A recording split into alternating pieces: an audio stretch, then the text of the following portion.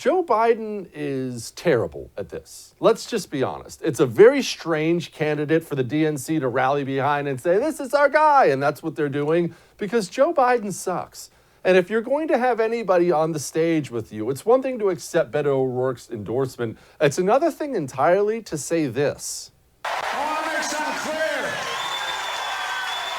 I'm going to guarantee you this is not the last you're seeing this guy. You're going to take care of the gun problem with me. You're going to be the one who leads this effort. I'm counting on you. I'm counting on you. We need you badly. The state needs you. The country needs you. You're the best. Thank you, thank you, thank you. Audio wasn't the best there, so in case you couldn't hear that, that was Joe Biden standing on stage saying to Beto O'Rourke, quote, "You're going to take care of the gun problem for me." I'm not sure there's a candidate in the history of running for president who's ever said anything less popular about his plans for guns than when Beto O'Rourke famously said this. Hell yes, we're going to take your AR-15, your AK-47. We're not going to allow it to be used against our fellow Americans anymore.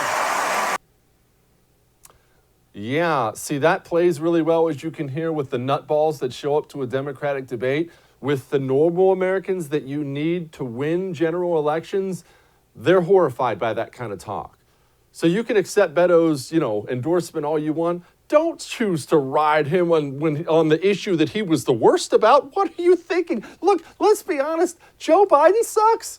I'm amazed. I am absolutely amazed that the powers that be in the Democratic Party have chosen Joe Biden as the one they're going to back. Here he is with all men, women created equal. He doesn't know the words. We hold these truths to be self-evident. All men and women created by you know the thing. What? Everybody knows that. But don't give me... Joe Biden's excited about Super Thursday. Look, tomorrow's Super Tuesday, and I want to thank you all. I tell you what, I'm rushing ahead, aren't I? We're going to get to experience this clear until next November if they give this guy the nomination. I'm blown away. I'm absolutely blown away. How can you think that this is good? Here's Joe Biden when he's talking to a voter who's been doing well under Trump. By the way, how many of you did really well with that $1.9 trillion tax cut that increased? Really good shape, right? Really changed your... Well, you did. Well, that's good. I'm glad to see you're doing well already. And I'm good. But guess what? If you elect me, you're not going to have your taxes are going to be raised, not cut, if you benefit from that. That's not a winner of a campaign message. Bernie may be getting a little bit wiser in his ancient years. You see, Bernie Sanders is famous for not working with anybody. Bernie Sanders is a true commie believer. He believes in what he believes. He believes it all the way. That's why Hillary Clinton came out and flat out said everybody on the Hill hates him. I will tell you, all the people I know on the Hill, they all echoed that. That wasn't Hillary just being Hillary. Nobody likes Bernie Sanders. He won't work with anybody. So Bernie, as he watches Pete Buttigieg and Amy Klobuchar drop out of the race, finally chooses, although a little bit too little too late, finally chooses to extend a hand to their supporters. And tonight, I want to open the door to Amy's supporters, to Pete's supporters.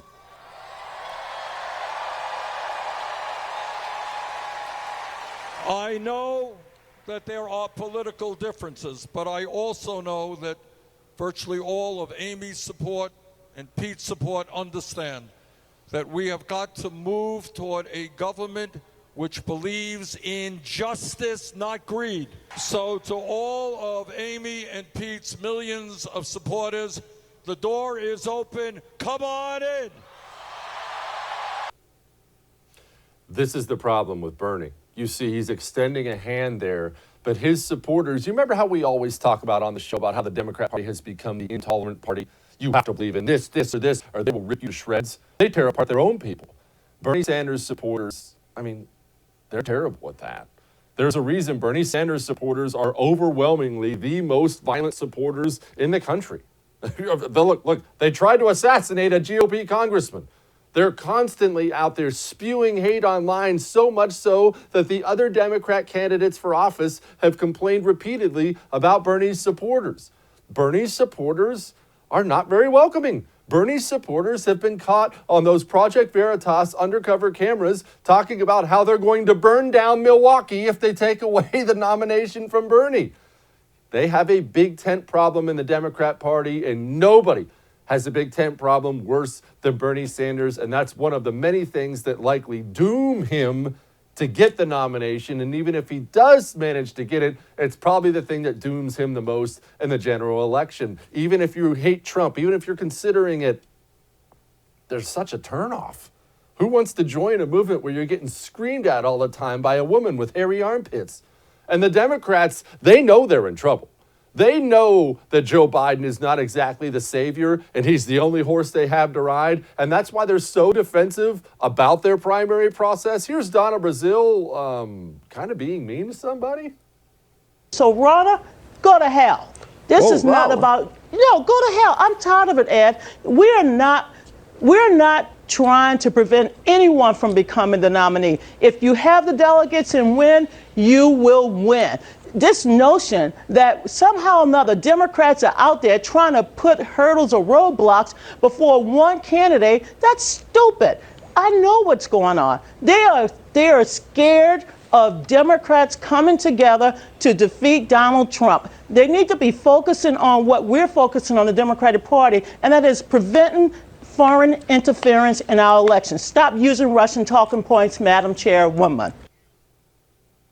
Well, there's an old saying in law that if you have the truth, you pound the truth. If you have the facts, you pound the facts. And if you don't have anything, you pound the table. What you just witnessed right there is somebody pounding the table. And you have to admire the guts it takes to sit up there and blame Russia or something like that for someone who leaked the debate questions to Hillary Clinton before the debate.